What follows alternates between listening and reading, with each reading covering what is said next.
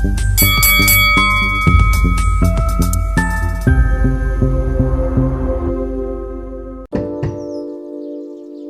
tayo ng bahay-bahayan. Sabi na nga ba eh, pa-virgin ka lang, nangungupahan ka pa sa akin.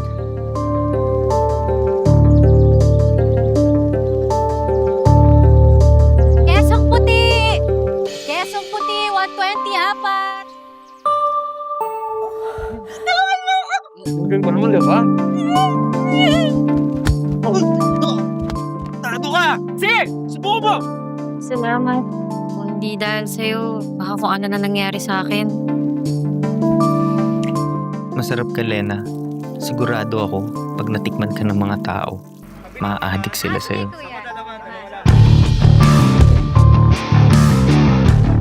Kanina ko pa gustong patikim sa'yo yung kesong puti.